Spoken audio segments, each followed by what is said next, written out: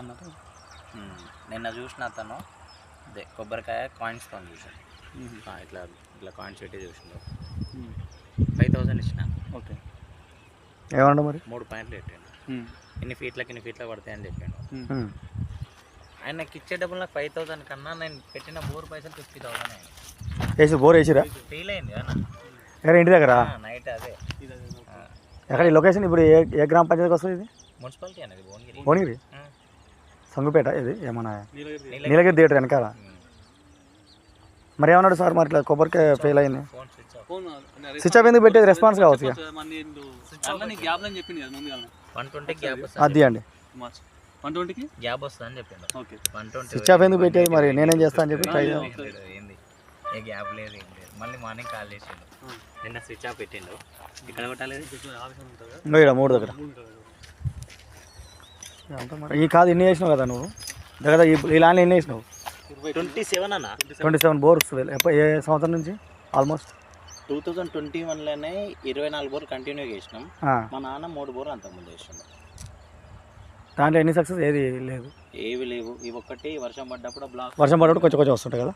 ఇప్పుడు black pipe ఉంది కదా దగ్గర, ఆ గడ్డి దాంట్లో మాత్రం కొన్ని కొన్ని వానసు వస్తుంది. వాన వచ్చిన అంతే, ఆ పైప్ కొంచెం ఎక్కువ వస్తుంది అంతే. ఒక 1 ఇంచ్ అంతే. పశువులకు నీళ్ళమన్నం.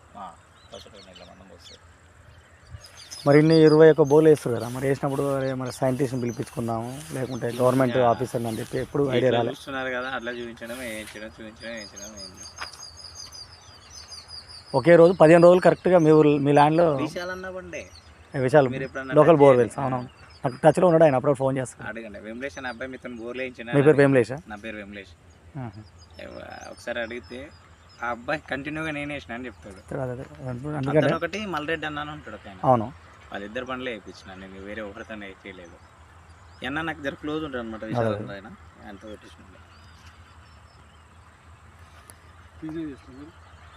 నేను ఇంతకుముందు మౌలాలీలో ఉంటాను, చికెన్ షాప్లో వర్క్ చేసేది. చూసారా, ఇక్కడ భువనగిరికి సర్వే వచ్చిన మేము ఈ సైట్లో ఈ రైతు చెప్పిన విషయాలు విన్నారు కదా. అంటే సైన్స్ అనేది ప్రజలకి ఎంత దూరంగా ఉంది అనే విషయాన్ని చెప్పడం కోసం అతనితో మాట్లాడించినాం. ఇక్కడ మేము సర్వే చేస్తున్నాము. ఇక్కడ ఉన్న జియో రిఫరెన్సెస్ ప్రకారం ఈ సౌత్ ఈస్ట్ డైరెక్షన్లో వాటర్ సోర్స్ ఉన్నట్టుగా గుర్తించడం జరిగింది. ఈ జియో స్కానర్ పెట్టి చెక్ చేస్తున్నాం. మరి సక్సెస్ అయితే ఎలా ఉంటుందని, సక్సెస్ అయిన తర్వాత ఇక్కడికి వచ్చి మళ్ళీ సక్సెస్ అయిన దగ్గర వాళ్ళ దగ్గర డీటెయిల్ తీసుకొని మళ్ళీ వీడియో అప్లోడ్ చేస్తా.